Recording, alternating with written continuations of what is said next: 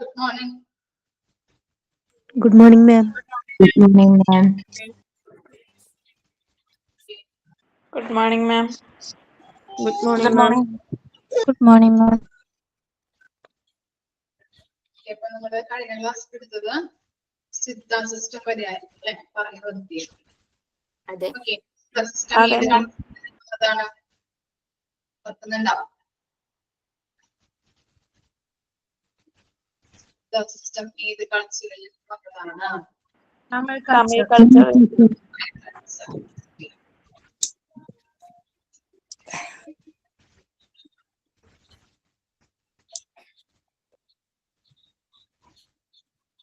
What is the meaning of Ayurveda? Science of life. Science of life. Science of life. Okay. അങ്ങനെ കുറച്ച് കാര്യങ്ങളാണ് പറഞ്ഞു നിർത്തിയത്. Ayurveda, yoga, Unani, Siddha system വരെയാണ് കഴിഞ്ഞ ക്ലാസ്സിൽ പറഞ്ഞത്. ഓക്കെ, ബാക്കിയുള്ള ഭാഗങ്ങൾ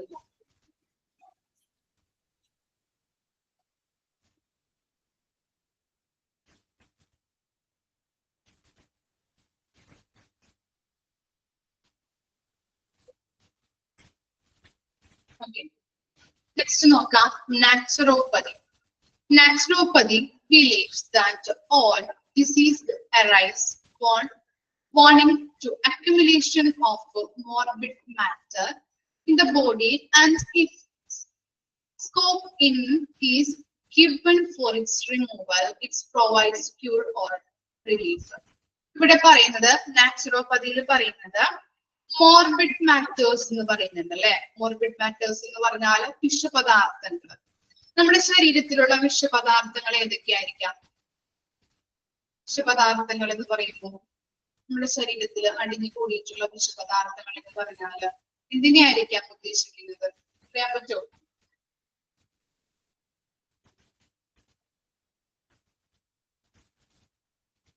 എന്തിനെയായിരിക്കാം പറയുന്നത്? മോർബിഡ് മാറ്റർ എന്ന് പറയുമ്പോൾ മോർബിഡ് മാറ്റർ മീൻസ് വിഷപദാർത്ഥങ്ങള് അത് നമ്മുടെ ശരീരത്തിൽ അടിഞ്ഞു കൂടി കിടക്കുന്നുണ്ട്. എന്തിനെയാണ് നമ്മൾ ആവശ്യ പദാർത്ഥങ്ങൾ എന്ന് പറയുന്നത്? എന്തെങ്കിലും ഗസ് ചെയ്യാൻ പറ്റുന്നുണ്ടോ? ഫാക്ട് അല്ലെ, ഫാക്ട് ആണ് അല്ലെ മെയിൻ ആയിട്ടുള്ള കാരണം എന്ന് പറയുന്നത്. ഓക്കെ, ഇതിലെ ടോക്സിക് ആയിട്ടുള്ള വിഷപദാർത്ഥം എന്ന് പറയുന്നത് ആരാണ്? ഫാക്ടിനെയാണ്. അപ്പോ നമ്മുടെ ശരീരത്തില് കുറേയധികം വിഷപദാർത്ഥങ്ങളുണ്ട്. ആ വിഷപദാർത്ഥങ്ങള് റിമൂവ് ചെയ്ത് കഴിഞ്ഞിട്ടുണ്ടെങ്കിൽ നമുക്ക് റിലീഫ് ഉണ്ടാവുള്ളൂ എന്നാണ് ആര് പറയുന്നത്? നാച്ചുറോപ്പതിയിൽ പറയുന്നത്. ഫോർ എക്സാമ്പിൾ പറയാം, ഒരു വ്യക്തി ഭയങ്കര ഓവർ വെയിറ്റ് ആണ്. ഓവർ വെയിറ്റ് ആയതുകൊണ്ട് തന്നെ കാലുവേദന, അതുപോലെ ബാക്ക് പെയിൻ ഒക്കെ ഉണ്ട്. അദ്ദേഹം എന്ത് ചെയ്തു? ഡോക്ടറിൽ പോയി കണ്ടു. ഡോക്ടറിൽ പോയി കണ്ടപ്പോൾ ഡോക്ടർ പറഞ്ഞു, നിങ്ങൾ വെയിറ്റ് കുറയ്ക്കണം. വെയിറ്റ് കുറച്ചിട്ടുണ്ടെങ്കിൽ പകുതി അസുഖങ്ങൾ മാറുമെന്ന് പറഞ്ഞു. അയാൾ എന്ത് ചെയ്യും? വെയിറ്റ് കുറയ്ക്കാൻ വേണ്ടിയിട്ട് അല്ലെങ്കിൽ വീട്ടിൽ പോയിട്ട് എക്സസൈസ് ചെയ്യും. അല്ലെങ്കിൽ എന്ത് ചെയ്യും? എവിടേക്കാ പോവാ വെയിറ്റ് കുറയ്ക്കാനായിട്ട്? എവിടെ പോവും? ഒന്നില്ലെങ്കിൽ വീട്ടിലിരിക്കും അല്ലെ. വീട്ടിലിരുന്നിട്ട് എക്സസൈസ് ചെയ്യും. ജിമ്മിന് പോവും അല്ലെ. ഓക്കെ, ജിമ്മിൽ പോയി വെയിറ്റ് കുറച്ച് കുറഞ്ഞ് പിന്നീട് ഡോക്ടറെ കണ്ടപ്പോ ഡോക്ടറിനോട് പറഞ്ഞു, എനിക്ക് ആശ്വാസമുണ്ട്, അതുപോലെ തന്നെ ബാക്ക് പെയിൻ ഒക്കെ കുറവുണ്ട്. അപ്പൊ എന്താണ് അദ്ദേഹത്തിന്റെ ആ ശരീരത്തിലെ ഫാക്ട് ജിമ്മിൽ പോയി അല്ലെങ്കിൽ എക്സസൈസ് ചെയ്തതോട് കൂടിയിട്ട് ഫാക്ട് റിലീഫ് അല്ലെ, ഫാക്ട് റിമൂവ് ആയിപ്പോയി അല്ലെ. അപ്പൊ എന്താണ് അദ്ദേഹത്തിന് റിലീഫ് കിട്ടുന്നത്. അതാണ് അവിടെ പറയുന്നത്. അപ്പൊ നമ്മുടെ ശരീരത്തിലെ അടിഞ്ഞുകൂടി കിടക്കുന്ന അക്യുമുലേഷൻ എന്ന് പറഞ്ഞാൽ അടിഞ്ഞുകൂടി കിടക്കുന്ന ആ വിഷപദാർത്ഥങ്ങള് റിമൂവ് ചെയ്ത് കഴിഞ്ഞിട്ടുണ്ടെങ്കിലേ നമുക്ക് റിലീഫ് ഉണ്ടാകുള്ളൂ എന്നാണ് നാച്ചുറോപ്പതിയിൽ പറയുന്നത്. ക്ലിയർ ആയോ? ഓക്കെ, ഇനി ഒരു കാര്യം കൂടിയുണ്ട്, ഹോമിയോപ്പതി എന്ന് പറയുന്നത് അല്ലെ. നമ്മൾ പഠിച്ചു naturopathy and homeopathy. Homeopathy develop in 18th സെഞ്ചുറിയിലാണ് ഡെവലപ്പ് ചെയ്ത് വന്നിരിക്കുന്നത്. 18th സെഞ്ചുറീസിലാണ് homeopathy developed in 18th century. Okay, അതുപോലെ തന്നെ ഹോമിയോപ്പതിയുടെ പിതാവ്, means the father of homeopathy എന്ന് ചോദിച്ചു കഴിഞ്ഞിട്ടുണ്ടെങ്കിൽ എന്താണ് നമ്മൾ എഴുതേണ്ടതുണ്ട് അല്ലെ? നമുക്ക് എഴുതാൻ പറ്റണം, മാർക്ക് കളയാൻ പാടില്ല. എന്താണ് who is the father of homeopathy? ആരായിരിക്കും? ആരായിരിക്കും?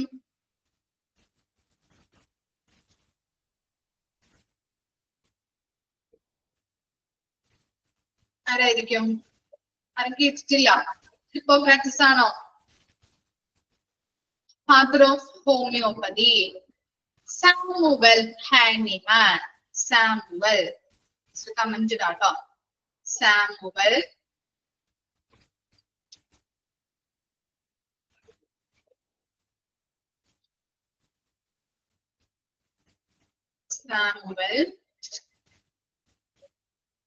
Hahnemann.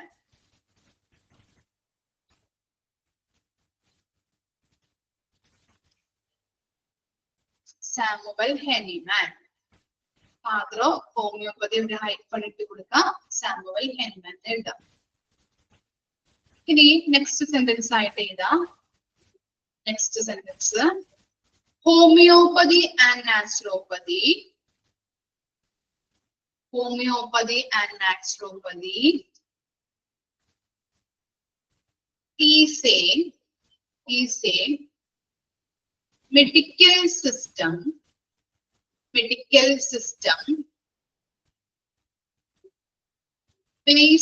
on the belief that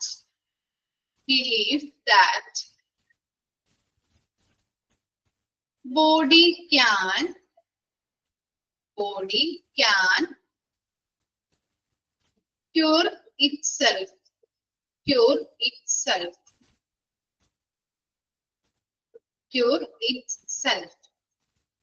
നോടി വായിക്കാം sentence. Homeopathy and naturopathy is a medical system based on the belief that body can cure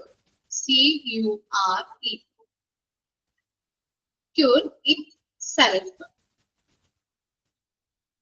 okay, അപ്പൊ ഹോമിയോപ്പതിയിലും നാച്ചുറോപ്പതിയിലും പറയുന്നത് നമ്മുടെ ബോഡിയിൽ എന്തുണ്ട്? ഇമ്മ്യൂണിറ്റി പവർ ഉണ്ട് അല്ലെ, പ്രതിരോധ ശക്തി ഉണ്ടെന്നാണ് പറയുന്നത്. അപ്പൊ ആ പ്രതിരോധ ശക്തി നമ്മുടെ ബോഡിയിലേക്ക് വരുന്ന രോഗങ്ങളെ തടയാനായിട്ട് ഹെൽപ്പ് ചെയ്യുന്നുണ്ട്. ഇപ്പോ ഹോമിയോപ്പതിയില് മരുന്നുകള് നമ്മൾ ആദ്യമായിട്ട് കഴിച്ചു കഴിഞ്ഞിട്ടുണ്ടെങ്കിൽ എന്താണ്, അസുഖം പെട്ടെന്ന് കുറയില്ല അല്ലെ? ആണോ? അങ്ങനെയാണോ സംഭവിക്കുന്നത്? അഥവാ ഇംഗ്ലീഷ് മരുന്നുകൾ കഴിച്ചു കഴിഞ്ഞാൽ പെട്ടെന്ന് നമുക്ക് എന്താണ് അത് എഫക്ട് ചെയ്യുന്നുണ്ട് അല്ലെ? ഇപ്പൊ ഹോമിയോപ്പതിയിലെ മരുന്നുകൾ കഴിച്ചു കഴിഞ്ഞാൽ ആളുകൾ പറയാറുണ്ട്, ഹോമിയോപ്പതി കഴിച്ചിട്ട് കാര്യമില്ല, എന്താണ് പെട്ടെന്ന് അസുഖം മാറാനായിട്ട് ഇംഗ്ലീഷ് മരുന്ന് തന്നെ വേണം അല്ലെ? പറയാറുണ്ടല്ലേ നമ്മളോടൊക്കെ. ഓക്കെ, അപ്പൊ ഹോമിയോപ്പതിയില് മരുന്നുകൾ കഴിച്ചു കഴിഞ്ഞിട്ടുണ്ടെങ്കിൽ പെട്ടെന്ന് രോഗം എന്താണ് കൂടും, എന്നിട്ടേ പിന്നീട് 2-3 ദിവസം കഴിഞ്ഞിട്ടേ കുറയുള്ളൂ അല്ലെ? ഒരു റിലീഫ് ഉണ്ടാവുള്ളൂ, ഒരു കുറയലുണ്ടാവുള്ളൂ അല്ലെ? അതെന്താ അങ്ങനെ കാരണം വരാനായിട്ട്? ആ ഹോമിയോപ്പതി മരുന്നുകള് നമ്മുടെ ശരീരമായിട്ട് അഡ്ജസ്റ്റ് ചെയ്യാനായിട്ട് സമയമെടുക്കും. ഓക്കെ, അത് അഡാപ്റ്റ് ആവാനായിട്ട് എന്താണ് സമയമെടുക്കും. അത് അഡാപ്റ്റ് ആയി കഴിഞ്ഞാലേ രോഗം കുറയാനായിട്ട് തുടങ്ങുള്ളൂ. ഓക്കെ, അഡ്ജസ്റ്റ് ആയി നമ്മുടെ ശരീരത്തോട് ഇണങ്ങി അഡ്ജസ്റ്റ് ആയി കഴിഞ്ഞിട്ടുണ്ടെങ്കിൽ മാത്രമാണ് രോഗത്തിന് റിലീഫ് ഉണ്ടാവുള്ളൂ, അല്ലെങ്കിൽ രോഗം കുറയുകയുള്ളൂ. അപ്പോ നമ്മുടെ ശരീരത്തിന് എന്താണ് രോഗങ്ങളെ പ്രിവെന്റ് ചെയ്യാനായിട്ടുള്ള പ്രതിരോധ ശക്തി ഉണ്ടെന്നാണ് ഹോമിയോപ്പതിയിലും നാച്ചുറോപ്പതിയിലും പറയുന്നത്. ആ പ്രതിരോധ ശക്തി ഉള്ളത് കൊണ്ട് തന്നെ നമ്മുടെ ബോഡിയിലേക്ക് വരുന്ന അസുഖങ്ങളെ തടയാനായിട്ട് അത് സഹായിക്കുന്നുണ്ട്. ക്ലിയർ ആയോ? അത്രയും ഒന്ന് മനസ്സിലാക്കി വെക്കാട്ടോ. ഓക്കെ,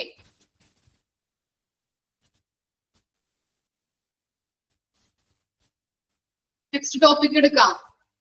ഡൗട്ട് ഒന്നുമില്ലല്ലോ? നാച്ചുറോപ്പതി ആൻഡ് ഹോമിയോപ്പതി അല്ലേ? Okay, modern health care system in India. Modern health care സിസ്റ്റത്തിനെ എന്താ പറയുന്നത്? ഇംഗ്ലീഷ് മരുന്നാണോ അല്ലെങ്കിൽ എന്താണ് ആയുർവേദത്തെയാണോ നമ്മൾ പറയുന്നത്? ഇതിനെയാണ് മോഡേൺ ഹെൽത്ത് കെയർ സിസ്റ്റം എന്ന് പറയുന്നത്? അലോപ്പതിക് സിസ്റ്റത്തെയാണ് അല്ലെ? ഇംഗ്ലീഷ് മരുന്നിനെയാണ് നമ്മള് മോഡേൺ ഹെൽത്ത് കെയർ സിസ്റ്റം എന്ന് പറയുന്നത്. Okay, the modern allopathic healthcare system in India includes the public sector, private sector, and an informal network of care providers. അപ്പോ modern health care സിസ്റ്റത്തില് 3 കാര്യങ്ങളാണ് include ചെയ്തിരിക്കുന്നത്. ഏതൊക്കെയാണ്? Public sector. Public sector എന്ന് പറഞ്ഞാൽ എന്തായിരിക്കാം? Public, പൊതുമേഖല അല്ലെ, ഗവൺമെന്റ് ഹോസ്പിറ്റൽസിനെയാണ്. ഓക്കെ, പബ്ലിക് സെക്ടർ എന്ന് പറയുമ്പോൾ എക്സാമ്പിൾ ആയിട്ട് പറയാം നമുക്ക് ഗവൺമെന്റ് ഹോസ്പിറ്റൽ. ഓക്കെ, ഇനി പ്രൈവറ്റ് സെക്ടർ എന്ന് പറയുമ്പോൾ എന്താണ്? സ്വകാര്യ സ്ഥാപനങ്ങൾ അല്ലെ, അല്ലെങ്കിൽ സ്വകാര്യ മേഖലകള്. അപ്പോ എക്സാമ്പിൾ ആയിട്ട് പറയുമ്പോൾ ക്ലിനിക്ക് ഒക്കെ നമുക്ക് പറയാൻ പറ്റും. And informal network of care providers. അവരെ എന്താണ് പറയുന്നത്? Informal network of care providers എന്ന് പറഞ്ഞാല് എന്താണ്? ആതുര സേവന രംഗം. ഇപ്പോ ഞാൻ പറയാം, എക്സാമ്പിൾ പറയാം.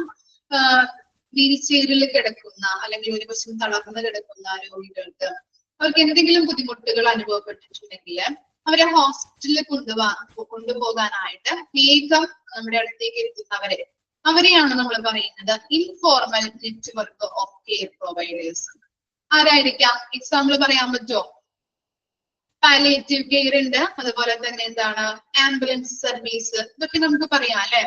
അവരൊക്കെയാണ് എന്ത് നല്ല രീതിയിൽ പെട്ടെന്ന് തന്നെ എന്തെങ്കിലും ബുദ്ധിമുട്ടുകള്, ചിലപ്പോ അവർക്ക് എന്താണ് ഐസൊലേഷൻ പ്ലേസിലൊക്കെ ആയിരിക്കാം, ഒറ്റപ്പെട്ട് കിടക്കുന്ന സ്ഥലങ്ങളിലൊക്കെ അങ്ങനെ എന്താണ് വീൽ ചെയറിൽ കിടക്കുന്ന രോഗികള് അല്ലെങ്കിൽ ഒരു തളർന്നിരിക്കുന്ന രോഗികൾക്കൊക്കെ പെട്ടെന്ന് ബുദ്ധിമുട്ട് വന്നിട്ടുണ്ടെങ്കിൽ അവരെ കൊണ്ടുപോകാനായിട്ട് ആരും ഉണ്ടാവില്ല അല്ലെ. അപ്പൊ എന്ത് ചെയ്യും? ആംബുലൻസിനൊക്കെ വിളിച്ചു കഴിഞ്ഞാൽ പെട്ടെന്ന് തന്നെ ഹോസ്പിറ്റലിലേക്ക് എത്തിക്കാനായിട്ട് സാധിക്കുന്നുണ്ട്. അങ്ങനെയുള്ളവരെയാണ് informal network of care providers എന്ന് പറയുന്നത്. ഇത്തരം കാര്യങ്ങളാണ് ഈ modern allopathic medicine, modern allopathic സിസ്റ്റത്തിൽ ഇൻക്ലൂഡ് ചെയ്തിരിക്കുന്നത്. ഏതൊക്കെയാണ്? പ്രൈവറ്റ് സെക്ടർ ഉണ്ട്, പബ്ലിക് സെക്ടർ ഉണ്ട്, അതുപോലെ informal network of care providers ഉണ്ട്. ഈ കാര്യങ്ങളാണ് കൊടുത്തിരിക്കുന്നത്. ഇനി നമുക്ക് നോക്കാം. India's health system can be categorized into 3 distinct phases. 3 ഫേസിൽ, 3 രീതിയിലാണ് കാറ്റഗറൈസ് ചെയ്തിരിക്കുന്നത് ഇന്ത്യൻ ഹെൽത്ത് കെയർ സിസ്റ്റത്തിനെ. ഓക്കെ, ഏതൊക്കെയാണെന്ന് നോക്കിയേ. In the initial phase of 1947 to 1983, 1947 മുതൽ 1983 വരെയുള്ള കാലഘട്ടമാണ് ഇനീഷ്യൽ ഫേസ് എന്ന് പറയുന്നത്. ഓക്കെ, ആ ഇനീഷ്യൽ ഫേസിൽ എന്തൊക്കെ പ്രത്യേകതകളാണ് നോക്കാം. Health policy was thought to be based on broad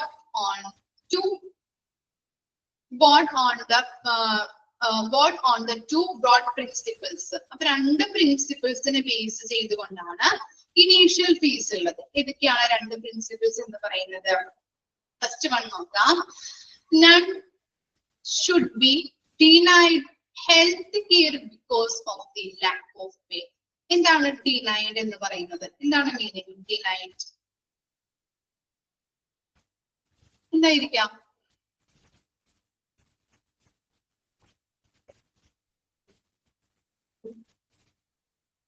എന്തായിരിക്കാം denied എന്ന് പറയുന്നത്? എന്തായിരിക്കാം മീനിങ് വരുന്നത്? None should be അവഗണന അല്ലെ, നിഷേധിക്കുക എന്നൊക്കെ പറയാം അല്ലെ. ഓക്കെ, നോക്കാം. None should be denied health care because of the lack of pay. ഇവിടെ പറയുന്ന ഫസ്റ്റ് പ്രിൻസിപ്പിൾ എന്ന് പറയുന്നത് പണമില്ലാത്തത് മൂലം ആർക്കും ഹെൽത്ത് കെയർ നിഷേധിക്കാൻ പാടില്ല. അതാണ് ഫസ്റ്റ് പ്രിൻസിപ്പിളിൽ പറയുന്നത്. പണമില്ലാത്തത് മൂലം ആർക്കും ഹെൽത്ത് കെയർ നിഷേധിക്കാൻ പാടില്ല. നമുക്കറിയാം പണ്ട് കാലങ്ങളില് എന്താണ് ആരൊക്കെയാണ് നമ്മുടെ രാജ്യം ഭരിച്ചിരുന്നത്, അല്ലെങ്കിൽ നമ്മുടെ നാട് ഭരിച്ചിരുന്നത് ആരൊക്കെയാണ്? ബ്രിട്ടീഷുകാര് വന്നപ്പോൾ എന്താണ് നമുക്ക് പ്രോപ്പർ ആയിട്ടുള്ള ചികിത്സകളൊന്നും ഉണ്ടായിരുന്നില്ല. അന്നത്തെ കാലഘട്ടത്തില് നമ്മുടെ നാട് ഭരിച്ചിരുന്നത് ജന്മിമാര്, അടിയാന്മാരൊക്കെ ആയിരുന്നു അല്ലെ. അപ്പൊ അവർക്കാണ് മുൻഗണന കൊടുത്തിരുന്നത്. എന്ത് അസുഖം വന്നാലും അവർക്ക് ഹോസ്പിറ്റലിൽ പോയിട്ട് എന്താണ് നല്ല രീതിയിലുള്ള ചികിത്സകൾ ലഭിക്കുന്നുണ്ട്. പക്ഷെ പാവപ്പെട്ടവന് ചികിത്സകൾ നിഷേധിച്ചിരുന്നു. ഇനി ബ്രിട്ടീഷുകാര് പോയതോട് കൂടിയിട്ട് ഇന്ത്യൻ ഗവൺമെന്റ് എന്ത് ചെയ്തു? ആ പ്രിൻസിപ്പിൾ തിരുത്തി എഴുതി. ഓക്കെ, അപ്പോ എന്താണ് ആ തിരുത്തി എഴുതിയതെന്ന് വെച്ച് കഴിഞ്ഞാല് എന്താണ്, ഈ പണമില്ലാത്തവനോ അല്ലെങ്കിൽ പാവപ്പെട്ടവനെന്നോ ഇല്ലാതെ ഏതു സമയത്തും ആർക്കും ഹെൽത്ത് കെയർ കിട്ടാനായിട്ടുള്ള അവകാശമുണ്ട്.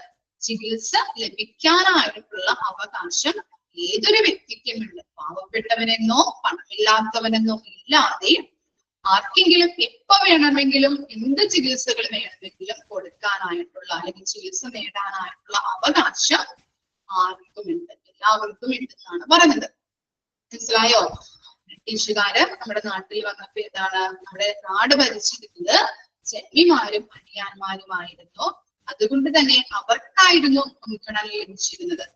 ഇനി അവർ പോയതിനു ശേഷം എന്താണ്, പാവപ്പെട്ട ഈ ഇന്ത്യൻ ഗവൺമെന്റ് ഈ പ്രിൻസിപ്പിൾസ് ഒക്കെ തിരുത്തി എഴുതി. അപ്പൊ അതിനകത്ത് വന്ന പ്രത്യേകതകൾ എന്താണ്? പാവപ്പെട്ടവനെന്നോ പണമില്ലാത്തവനെന്നോ ഇല്ലാതെ ആർക്ക് എപ്പോ വേണമെങ്കിലും ചികിത്സ ലഭിക്കാനുള്ള അവകാശമുണ്ട്. അതാണ് ഫസ്റ്റ് പ്രിൻസിപ്പിളിൽ പറയുന്നത്. ക്ലിയർ ആണോ? ഇനി സെക്കൻഡ് പ്രിൻസിപ്പിൾ എന്താണെന്ന് വെച്ചാല്, it was the moral duty of the state to provide health care to the people. Okay, this phase show moderate achievement. അപ്പൊ എന്താണ് രണ്ടാമത്തെ പ്രിൻസിപ്പിൾ എന്ന് പറയുന്നത്?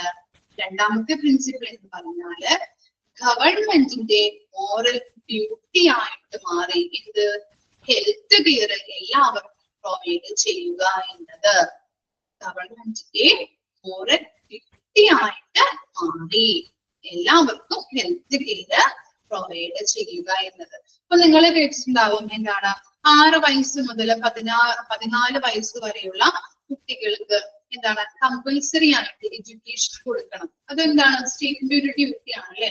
അതുപോലെ തന്നെയാണ് എന്ത്, ഹെൽത്ത് കെയർ എല്ലാവർക്കും പ്രൊവൈഡ് ചെയ്യുക എന്നത് സ്റ്റേറ്റിന്റെ മോറൽ ഡ്യൂട്ടി ആയിട്ട് മാറി. അതാണ് രണ്ട് പ്രിൻസിപ്പിളിൽ പറയുന്നത്. അപ്പൊ എന്താണ് ഇനീഷ്യൽ ഫേസിലുള്ള പ്രത്യേകതകള്? രണ്ട് പ്രിൻസിപ്പിളിനെ കുറിച്ചാണ് നമ്മൾ പഠിച്ചത്. ഫസ്റ്റ് വൺ പറഞ്ഞത് എന്താണ്, പണമില്ലാത്തവനെന്നോ പാവപ്പെട്ടവനെന്നോ ഇല്ലാതെ എല്ലാവർക്കും ചികിത്സ ലഭിക്കാനായിട്ടുള്ള അവകാശമുണ്ട്. രണ്ടാമത് പറഞ്ഞത് എന്താണ്, സ്റ്റേറ്റിന്റെ ഒരു മോറൽ ഡ്യൂട്ടി ആയിട്ട് മാറി എല്ലാവർക്കും ഹെൽത്ത് കെയർ പ്രൊവൈഡ് ചെയ്യുക എന്നത്. ഓക്കെ, ഒന്ന് നോക്കാം കേട്ടോ. പ്രിൻസിപ്പിൾസ് ഒന്ന് നോക്കാം, ജസ്റ്റ് ഒന്ന് വായിച്ചു നോക്കാം. Initial face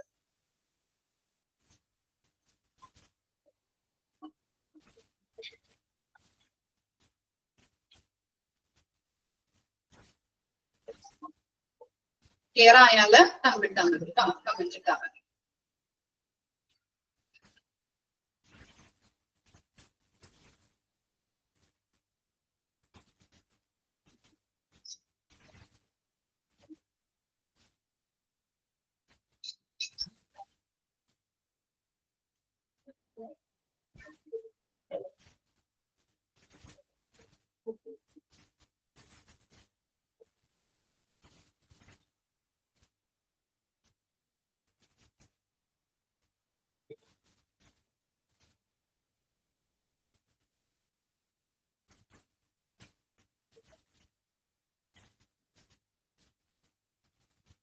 first phase okay ആണോ? ആർക്കെങ്കിലും എഴുതിയെടുക്കാനുണ്ടോ? ക്ലിയർ ആണോ രണ്ട് പ്രിൻസിപ്പിളും?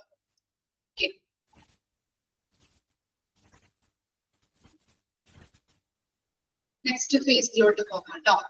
സെക്കൻഡ് ഫേസ് നോക്കാം. In the second phase of 1983 to 2000, 1983 മുതൽ 2000 വരെയുള്ള കാലഘട്ടമാണ് സെക്കൻഡ് ഫേസ് എന്ന് പറയുന്നത്. A national health policy was proclaimed for the first time in 1983, which pronounced clearly the need to encourage the private initiative in health care service delivery. The policy also intensified the access to publicly funded primary health care, facilitating expansion of health facilities in rural area through national health programs NHPs. അപ്പോൾ second ഫേസിൽ പറയുന്നത് national health policy പ്രൊക്ലൈമഡ്. എന്താണ് പ്രൊക്ലൈമഡ് എന്ന് പറഞ്ഞാൽ? എന്താ meaning വരുന്നത് പ്രൊക്ലൈമഡ്?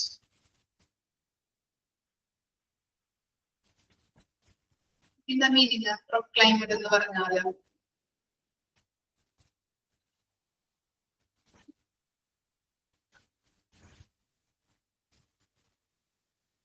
പുറപ്പെടുവിക്കുക അല്ലെങ്കിൽ വിളംബരം ചെയ്യപ്പെടുക, അല്ലെ? പുറപ്പെടുവിക്കുക. Okay, national health care policy വിളംബരം ചെയ്യപ്പെട്ടത് എന്നാണെന്നാണ് പറയുന്നത്? 1983. അണ്ടർലൈൻ ചെയ്യാം. ടെക്സ്റ്റ് ഉള്ളവര് അല്ലെങ്കിൽ ലെക്ചർ നോട്ട് ആയിട്ട് എഴുതാം കേട്ടോ. ഇമ്പോർട്ടന്റ് ക്വസ്റ്റ്യൻ ആണ്. National health care policy established in dash എന്ന് ചോദിച്ചു കഴിഞ്ഞാൽ എഴുതേണ്ടതാണ് 1983. നാഷണൽ ഹെൽത്ത് കെയർ പോളിസി വന്നത് 1983ലാണ്. ഇനി നമ്മൾ പറഞ്ഞു എന്താണ് സെക്കൻഡ് ഫേസിൽ അല്ലെ 1983 വരെ എന്താണ് സ്റ്റേറ്റിന്റെ ഒരു ഡ്യൂട്ടി ആയിരുന്നു ജനങ്ങൾക്ക്, എല്ലാ ജനങ്ങൾക്കും ഹെൽത്ത് കെയർ പ്രൊവൈഡ് ചെയ്യുക എന്നത്. ഇനി സെക്കൻഡ് ഫേസ് വന്നപ്പോ എന്താണ് 1983 to 2000 ആണ് അല്ലെ. അപ്പോ 1983ക്ക് ശേഷം പ്രൈവറ്റ് സ്ഥാപനങ്ങളെ കൂട്ടിക്കൊണ്ട് ഹെൽത്ത് കെയർ കൊടുക്കാൻ തുടങ്ങി. കാരണം എന്താണ്?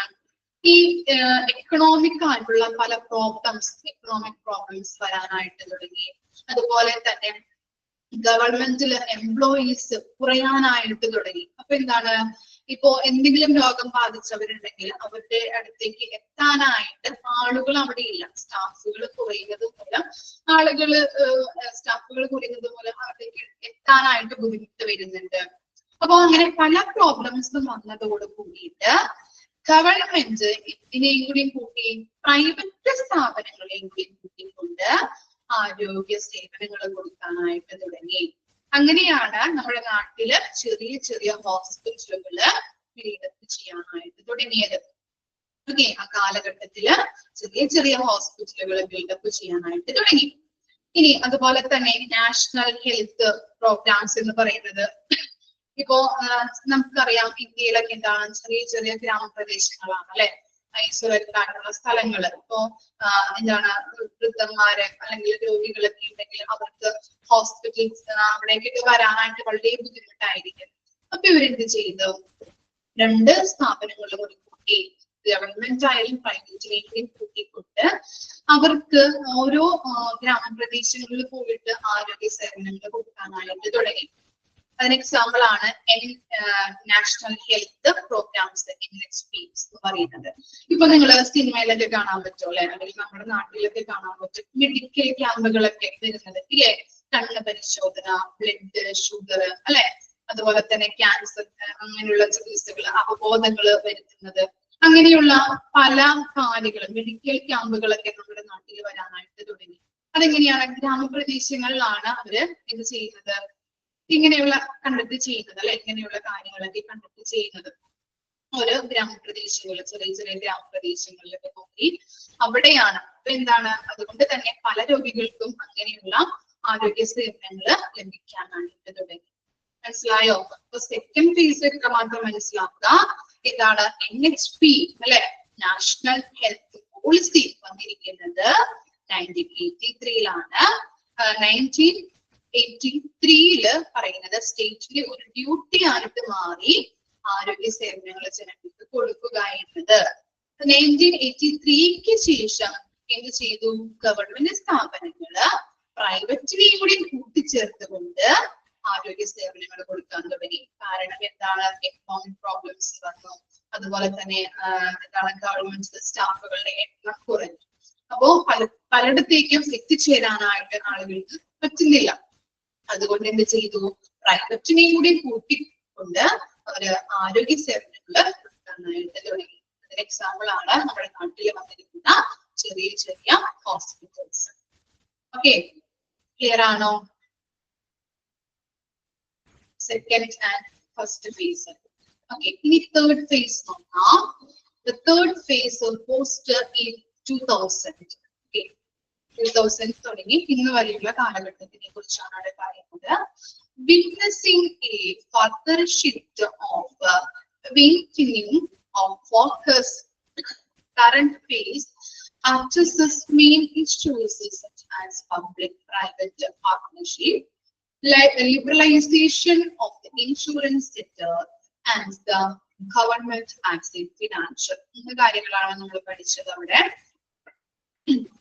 Public and private partnership, liberalization of the insurance sector, അതുപോലെ തന്നെ ഗവൺമെന്റ് ആസ് എ ഫിനാൻഷ്യൽ കാര്യങ്ങൾ നോക്കിയാൽ മതി. നമ്മൾ ആദ്യം സെക്കൻഡ് ഫേസിൽ പറഞ്ഞല്ലേ, ആരോഗ്യ സേവനങ്ങൾ കൊടുത്തിരുന്നത് എങ്ങനെയായിരുന്നു? ആദ്യം ഗവൺമെന്റ് ആയിരുന്നു, പിന്നെ പ്രൈവറ്റിനെ കൂടി ഉൾപ്പെടുത്തി. അതാണ് പ്രൈവറ്റ് ആൻഡ് പബ്ലിക് പാർട്ണർഷിപ്പിൽ വരുന്നത്. അതിനുശേഷം ലിബറലൈസേഷൻ ഓഫ് ഇൻഷുറൻസ് സെക്ടേഴ്സ് എന്ന് പറയുന്നത് പലയിടത്തും ഇപ്പൊ എന്താണ് ഇൻഷുറൻസ് സർവീസുകളൊക്കെ കൊടുക്കുന്നുണ്ട് അല്ലെ ക്ലെയിമുകളൊക്കെ കിട്ടുന്നത് ഇല്ലേ? ഇപ്പൊ സർജറി അല്ലെങ്കിൽ ആരെങ്കിലും അഡ്മിറ്റ് ആയിട്ട് കിടന്നിട്ടുണ്ടെങ്കിൽ എന്താണ് നമുക്ക് ഇൻഷുറൻസ് ക്ലെയിമുകൾ കിട്ടുന്നുണ്ട്. അതുപോലെ എക്സാമ്പിൾ ആണ് എന്ത് RSBY കാർഡ്സ് കിട്ടുന്നില്ലേ? ആരോഗ്യ ഇൻഷുറൻസ്, ആരോഗ്യ കാർഡുകൾ ഇല്ലേ? ഇതൊക്കെ ആര് തരുന്നതാണ്? ഗവൺമെന്റ് തരുന്നതാണ് അല്ലെ. അതാണ് ഗവൺമെന്റിൽ നിന്നാണ് ഈ പൈസ ക്ലെയിം ആയിട്ട് കിട്ടുന്നത് നമുക്ക്. അപ്പൊ അതാണ് പറയുന്നത് ഗവൺമെന്റ് ആസ് എ ഫിനാൻഷ്യൽ. മനസ്സിലായോ? പ്രൈവറ്റ് പബ്ലിക് പാർട്ണർഷിപ്പ് ഉണ്ട്, ലിബറലൈസേഷൻ ഓഫ് ഇൻഷുറൻസ് സെക്ടർ, അതിനുശേഷം വരുന്നത് ഗവൺമെന്റ് ആസ് എ ഫിനാൻഷ്യൽ. അത്രമാത്രം മനസ്സിലാക്കി വെക്കുക ആ പോയിന്റിൽ, ആ ഫേസിൽ. ഒക്കെയാണോ? ഒന്ന് വായിച്ചു നോക്കാം കേട്ടോ. 3 ഫേസസും ഒന്ന് വായിച്ച് മനസ്സിലാക്കി വെക്കുക.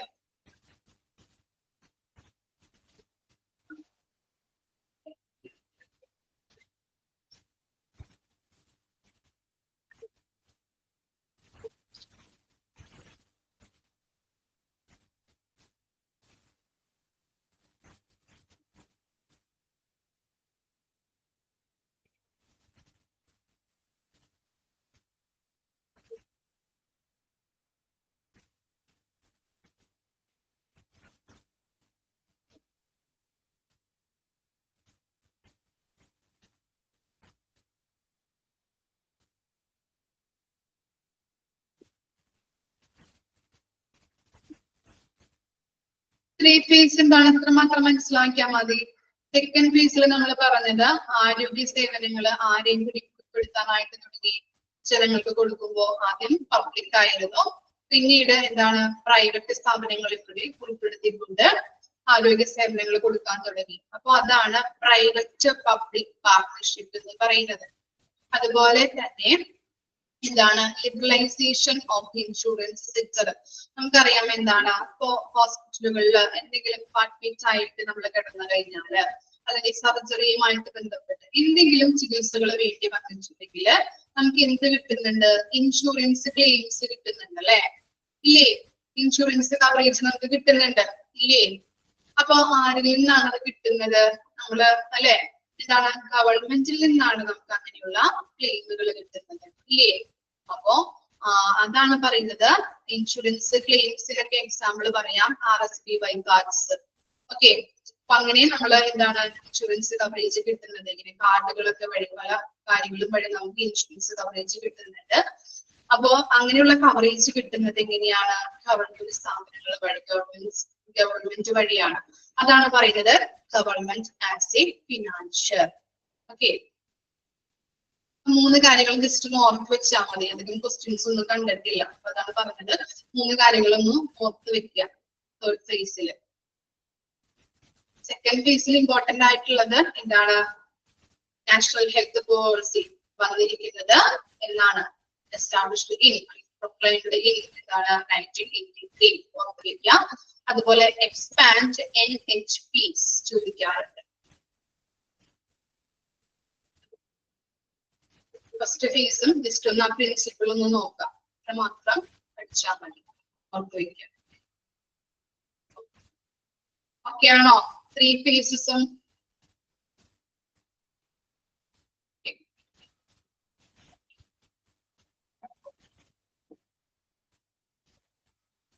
ഇനി നെക്സ്റ്റ് ഇമ്പോർട്ടന്റ് ടോപ്പിക് ആണ് the health care infrastructure in rural area being developed three tier system കുറിച്ചാണ് പഠിക്കുന്നത്. ഓക്കെ, ഫസ്റ്റ് ത്രീ ടയർ സിസ്റ്റത്തിൽ വരുന്നത് സബ് സെന്റേഴ്സ്. കേട്ടിട്ടുണ്ടോ സബ് സെന്റേഴ്സ്? ഓക്കെ, എക്സാമ്പിൾ പറയുമ്പോൾ മനസ്സിലാവും. ഓക്കെ, ജസ്റ്റ് ഒന്ന് വായിച്ചു നോക്കി, അതിനകത്ത് വരുന്ന കാര്യങ്ങൾ ജസ്റ്റ് ഒന്ന് പറയാൻ പറ്റുമോ നോക്കി. സബ് സെന്റേഴ്സ് എന്താണ് ജസ്റ്റ് ഒന്ന് വായിച്ചു നോക്കി.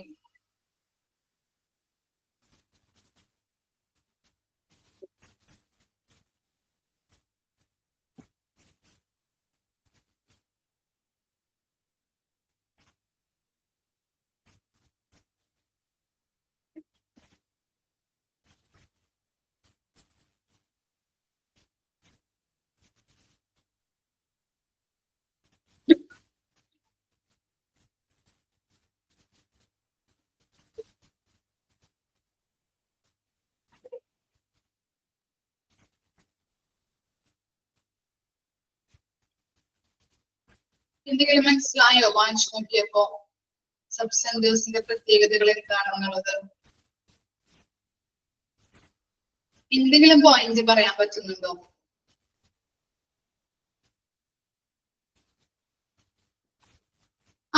പ്രൈമറി കെയർ കൊടുക്കുന്നുണ്ട്, ടെമ്പററി സ്ട്രക്ചർ ആണ്, 1-to-1 വർക്കേഴ്സ് ഉണ്ട്, വാക്സിനേഷൻ കൊടുക്കുന്നുണ്ട്. Okay, very good. ഇത്തരം കാര്യങ്ങളാണ് ഇവിടെ പറയുന്നത് അല്ലെ. ഓക്കെ, ജസ്റ്റ് ഒരു ഹെഡിങ് കൊടുക്കാം, സബ് സെന്റേഴ്സ്. നിങ്ങൾക്ക് ടെക്സ്റ്റ് ബുക്ക് കിട്ടാത്തത് കാരണമാണ് ഇങ്ങനെ എഴുതുന്നത് കേട്ടോ. ഓക്കെ, ഇമ്പോർട്ടന്റ് ആയിട്ടുള്ളത് കൊണ്ട് പെട്ടെന്ന് പഠിക്കാൻ വേണ്ടിയിട്ടാണ് ഇങ്ങനെ എഴുതുന്നത്. ഇനി മുതൽ ഇങ്ങനെ എഴുതരില്ല. ഓക്കെ കേട്ടോ, ടെക്സ്റ്റ് ബുക്ക് ഇല്ലാത്തത് കൊണ്ടാണ് മിസ് തരുന്നത് കേട്ടോ. നോട്ടൊന്നും തരില്ല, ആ PDF നോക്കി പഠിക്കാനാണ് പറയാറ്.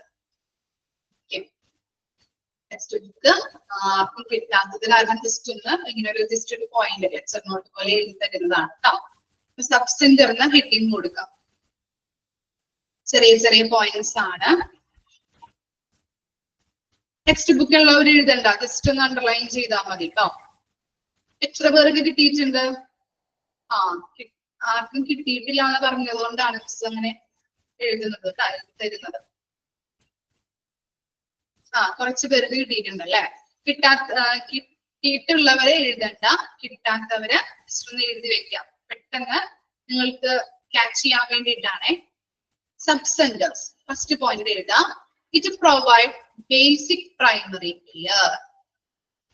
It provide basic primary care. ഞാൻ പറയുന്നത് ടെക്സ്റ്റിൽ അണ്ടർലൈൻ ചെയ്ത് വെക്കുക കേട്ടോ, ടെക്സ്റ്റ് ഉള്ളവര്. It provide basic primary care.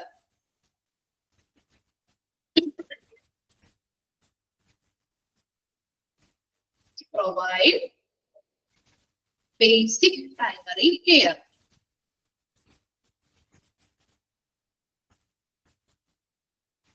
Next point, it provides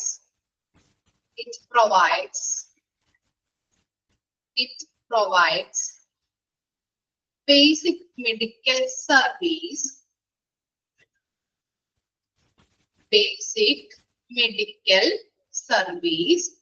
like immunization.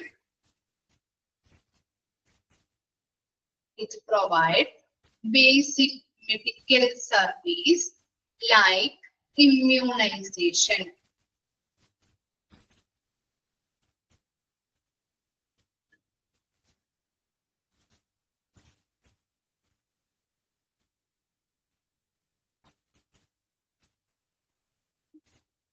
Next point, it is a temporary structure. It is a temporary structure. It is a temporary structure.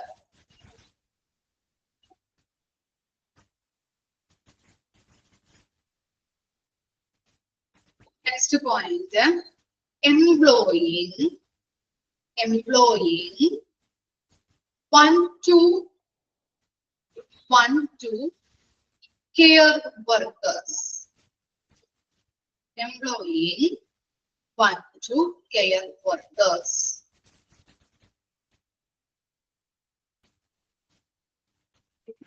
Next point, eat. Eat. Serve. S-E-R-V-E. Serve. It serve. സേവനം ചെയ്യുക കേട്ടോ, സേവിക്കുക. It serve 5,000 peoples. It serve 5,000 peoples.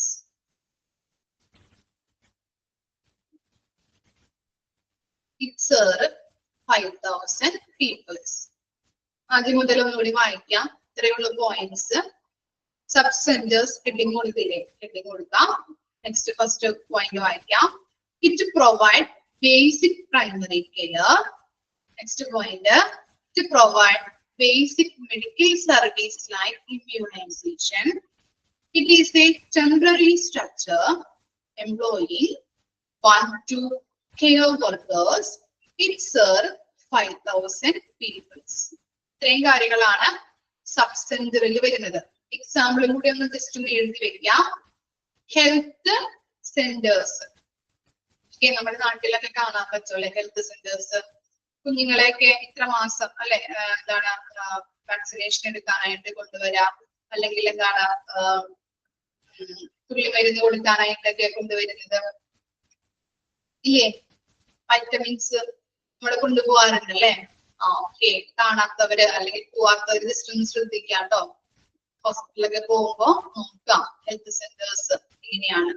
അപ്പൊ അതിന്റെ പ്രത്യേകത എന്ന് പറയുന്നത് primary care ആണ് കൊടുക്കുന്നത്. അതുപോലെ തന്നെ ഇമ്മ്യൂണൈസേഷൻ അങ്ങനെയുള്ള സർവീസുകളാണ്, മെഡിക്കൽ സർവീസുകളാണ് കൊടുക്കുന്നത്. ടെമ്പററി സ്ട്രക്ചർ ആണ്, പെർമനന്റ് അല്ല, ടെമ്പററി ആണ്. ആഴ്ചയിൽ ചിലപ്പോ 2 ദിവസമൊക്കെ തുറക്കുള്ളൂ, ചിലപ്പോ ബുധനാഴ്ചയോ ചിലപ്പോ ശനിയാഴ്ചയോ, അങ്ങനെ ആഴ്ചയില് 2 ദിവസമൊക്കെ ഓപ്പൺ ആക്കുള്ളൂ. അതിനെയാണ് ടെമ്പററി സ്ട്രക്ചർ എന്ന് പറയുന്നത്. അതുപോലെ തന്നെ അവിടെ വർക്ക് ചെയ്യുന്നത് 1-to-1 care work, 1-2 care workers ആയിരിക്കും ഉണ്ടായിരിക്കുന്നത്. അവിടെ 5,000 പീപ്പിൾസ്, 1000 ഇൻഡിവിജ്വൽസിന് സേവനം ചെയ്യാനായിട്ടുള്ള സൗകര്യം മാത്രമേ ആ ഹെൽത്ത് സെന്റേഴ്സിന് ഉണ്ടാകൂ.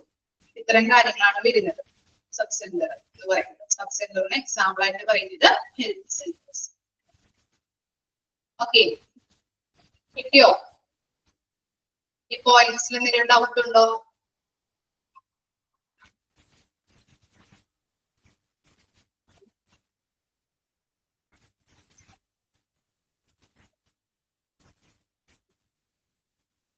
നെക്സ്റ്റ് വായിച്ചു നോക്കിയേ, പ്രൈമറി ഹെൽത്ത് സെന്റേഴ്സ് വായിച്ചു നോക്കിയേ.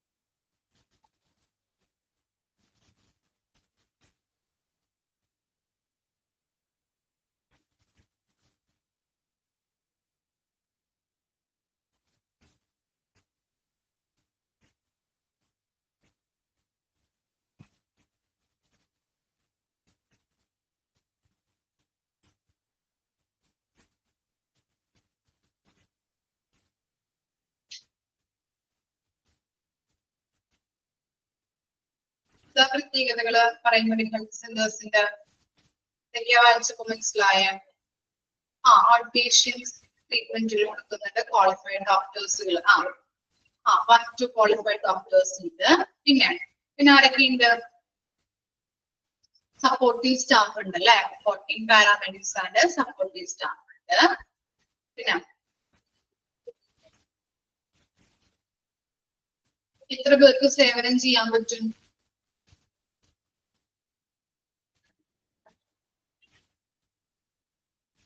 ആ 30,000 അല്ലെ, 30,000 പേർ. ഓക്കെ, 6 സബ് സെന്റേഴ്സിന്റെ ഇൻചാർജ് വഹിക്കുന്നുണ്ട്. ഓക്കെ, ഇത്തരം കാര്യങ്ങളാണ് അതിൽ കൊടുത്തിരിക്കുന്നത്. ക്ലിയർ ആണ്. നമുക്ക് ജസ്റ്റ് ഒന്ന് എഴുതാം കേട്ടോ. പ്രൈമറി ഹെൽത്ത് സെന്റേഴ്സ് കിട്ടിക്കൊടുക്കാം. First point PHC. PHC എന്ന് പറഞ്ഞാല് primary health centre. PHCs are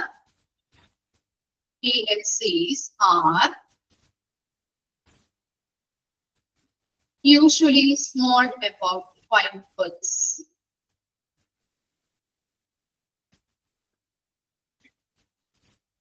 Usually small, about 5 beds.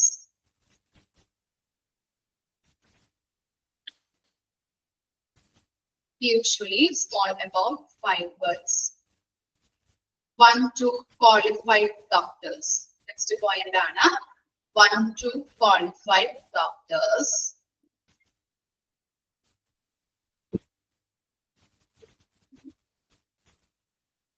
Next one, 14 paramedics and supporting staff. 14 paramedics and supporting staff.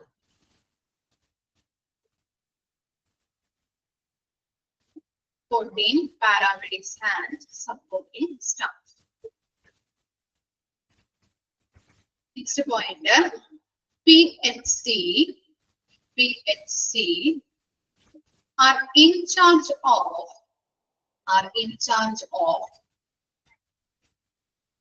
6 sub-center.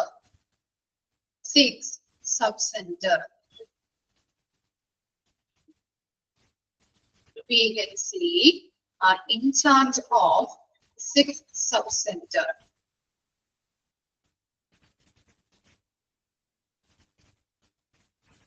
Next point, it provide outpatient and inpatient services. Outpatient and inpatient services.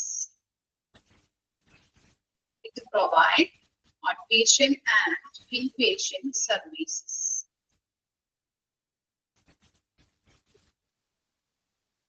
Last one, it serve 30,000 people. It serve 30,000 people. It serve 30,000 people. ഒന്നുകൂടി വായിക്കാം. PHCs are usually small, about 5 beds. 1 to qualified doctors. 14 paramedics and supporting staff. PHC are in charge of 6 sub-center. It provide outpatient and inpatient services. It serves 30,000 people. Okay. അതിനൊരു എക്സാമ്പിളും കൂടി എഴുതി വെക്കാം. പ്രാഥമിക ആരോഗ്യ കേന്ദ്രം. Primary health സെന്റേഴ്സിന്റെ example ആണ് പ്രാഥമിക ആരോഗ്യ കേന്ദ്രം.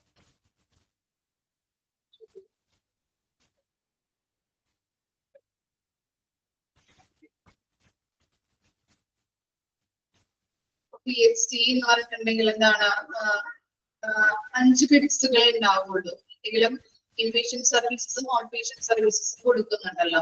ഇൻപേഷ്യന്റ് സർവീസിൽ ചിലപ്പോ നമ്മള് ചിലപ്പോ പനിയായിട്ട് അല്ലെങ്കിൽ വയറിളക്കമൊക്കെ ആയിട്ട് നമ്മള് പോകുമ്പോ അവിടെ ട്രിപ്പ് ഇട്ട് കിടത്തിയിട്ട് നമ്മൾ വൈകുന്നേരം ഡിസ്ചാർജ് ആക്കും അല്ലെ.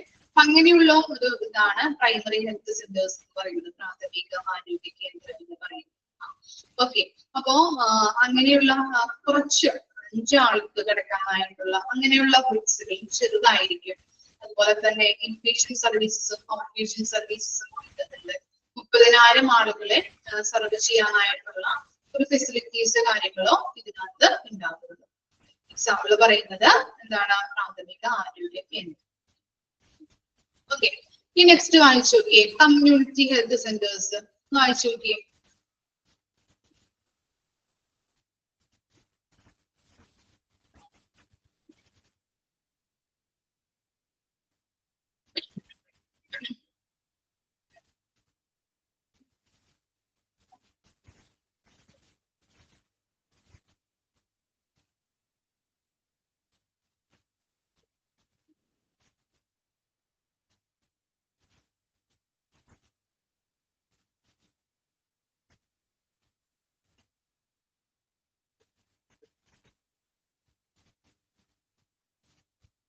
community health centers.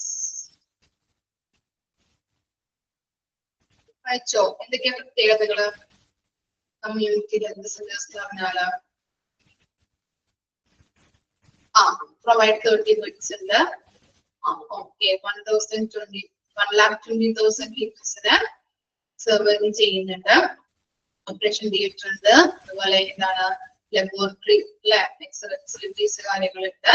പിന്നെന്തൊക്കെയാണ് 30 ബെഡ്സ് ഉണ്ട്.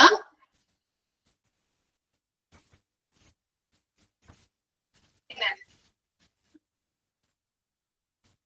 serving for PHC.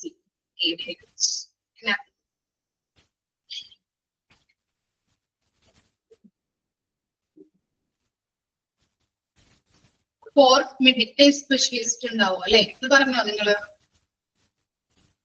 Okay, heading കൊടുക്കാം. എന്താണ് community health centres? Community health centres. First point, secondary sector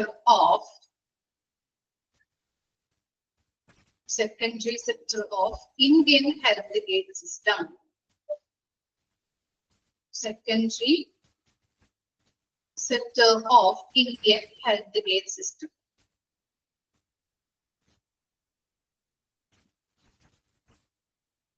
Next, CHC sir for PHC. CHC sir for PHC. Secondary sector of Indian healthcare system. രണ്ടാമത്തെ point CHC sir for PHC.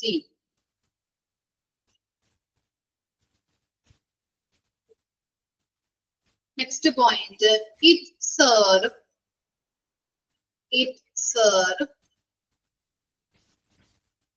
1,20,000 peoples. It serve 1,20,000 peoples.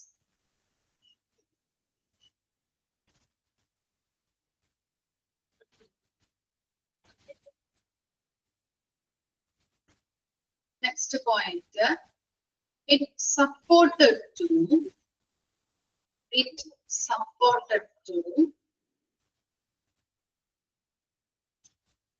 have at least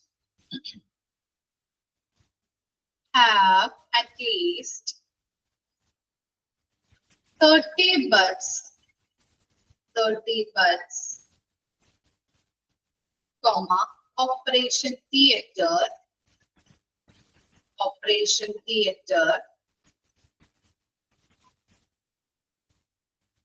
comma, laboratory,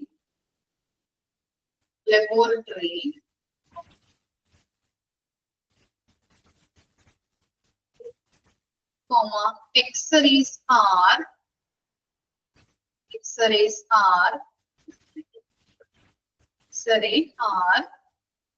available in CHC. X-ray are available in CHC. Last point, the team of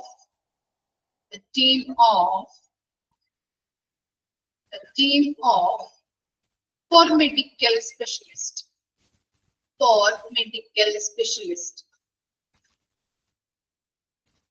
The team of for medical specialist.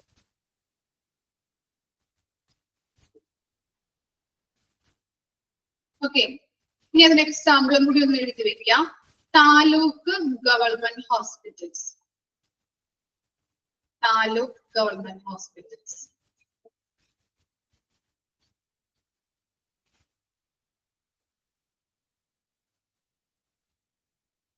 Okay.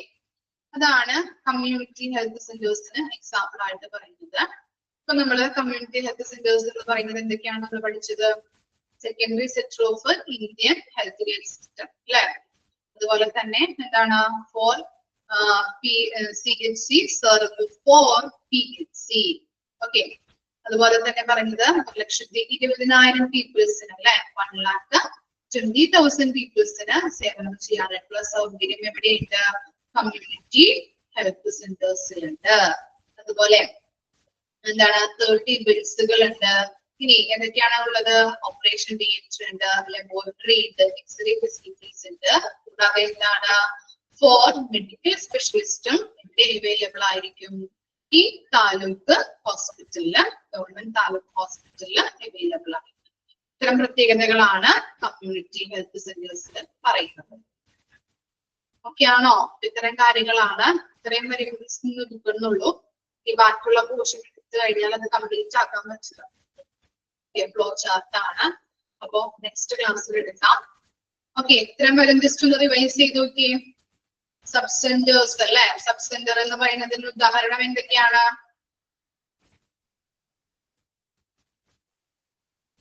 Sub സെന്റേഴ്സിന് പറയുന്നത്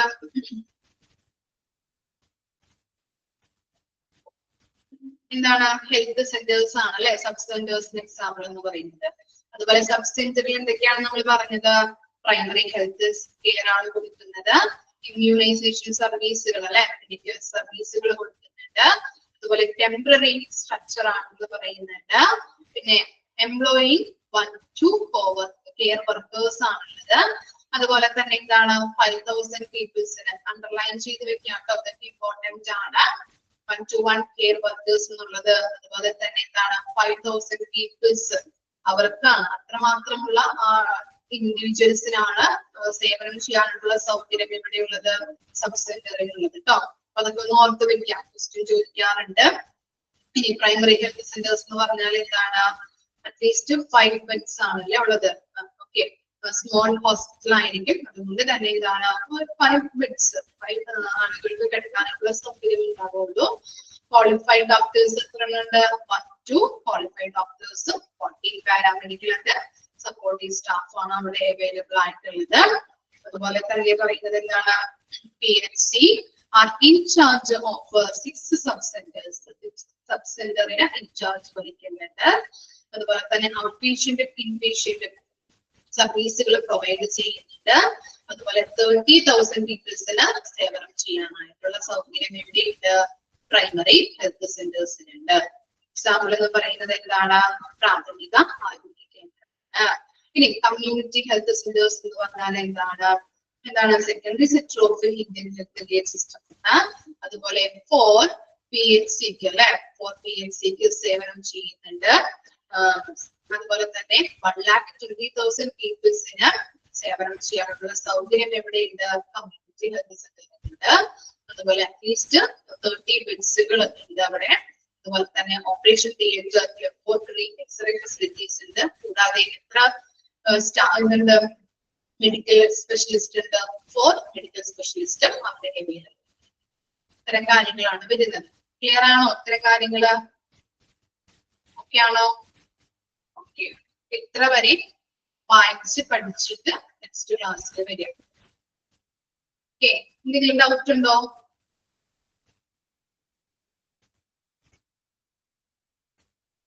ഇല്ല, doubt ഇല്ല. അപ്പൊ next ക്ലാസ്സിൽ കാണാം. Okay, thank you.